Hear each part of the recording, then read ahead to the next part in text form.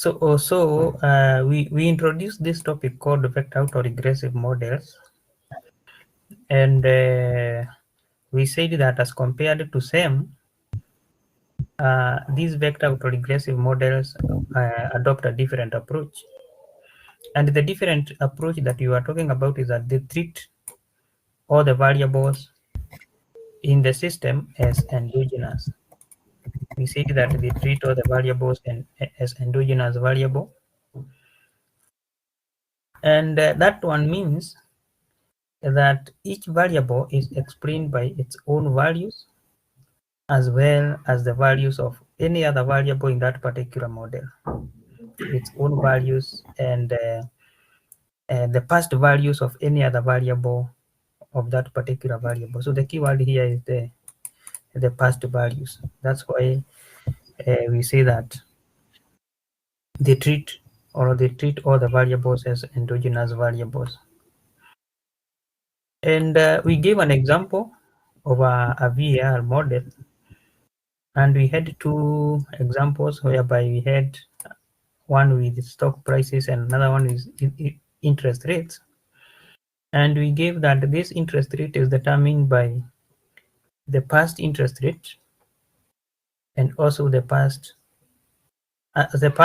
we said that the prices of or the stock prices, that is R, are determined by the past or the previous stock prices and the previous interest rates. And the same case was for the interest rate, that the interest rate in the current period is determined by the past stock prices as well as the past interest rates.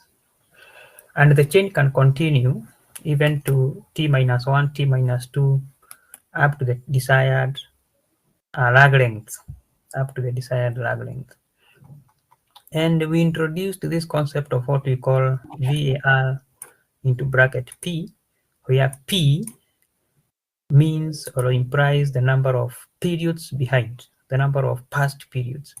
And that concept of past periods is what we call the lags, or what we call the lag length.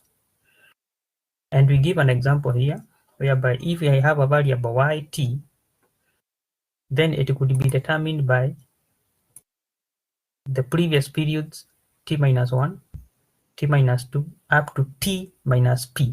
So this p is the number of periods behind. If it is 5 years behind, 10 years behind, etc., etc. So if you are considering 5 years behind, then p becomes 5. And we went ahead and we looked at the model specification. In this case, we are talking about the VAR model. The VAR model specification, estimation, and interpretation. And I believe we covered the model specification.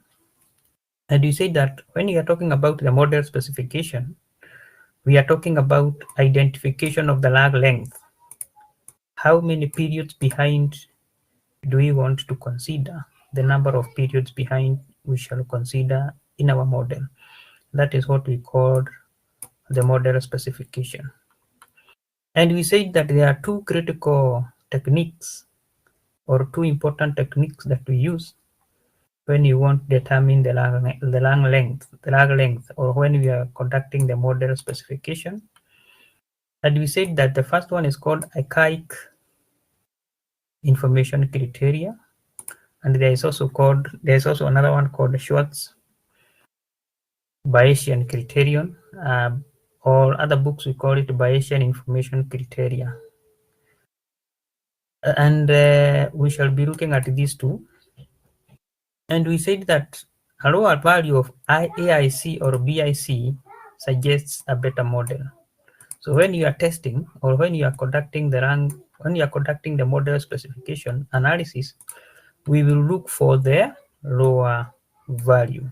So you should remember that we look always for the lower value of AIC or BIC when you are analyzing the lag length, or we want to determine the lag length of a model. So we have an NB here. Optimal lag length is given by the lag with the lowest value. The lag with the lowest value. This is what we should consider. And the one with the lowest value is actually the preferred model. It is the one that gives maximum or the preferred information. And I have an example here. If you see this analysis, an example, although we shall conduct the analysis later, I just put this example here. You can see this arrow. If you can see this arrow,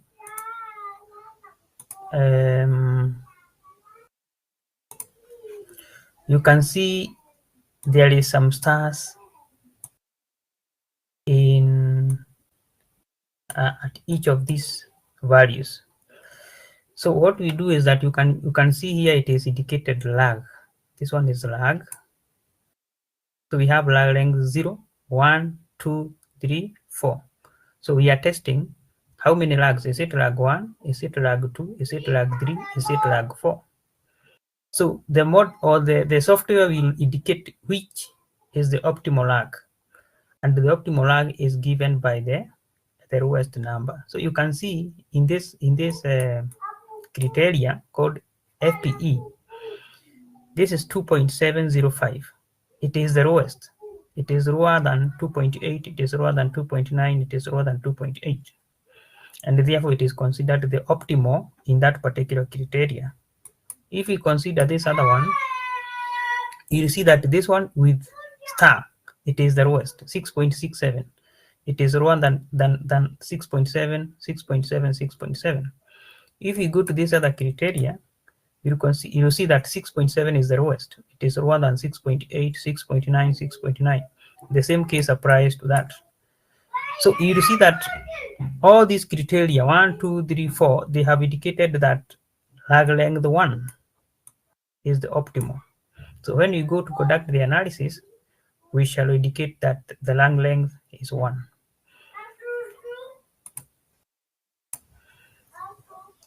So that one means, in this example, the optimal lag length for stock and interest is lag 1, because that is what has been chosen by all the 4 criteria. So it will depend by which criteria you choose. If you choose to go with this one or this one, and I have indicated with red because they are the most preferred. So if you choose to go with this and this, then you can see that it has indicated that lag length 1 is actually the optimal lag length. So that is model specification, identification of the optimal lag length. And then we go to model estimation.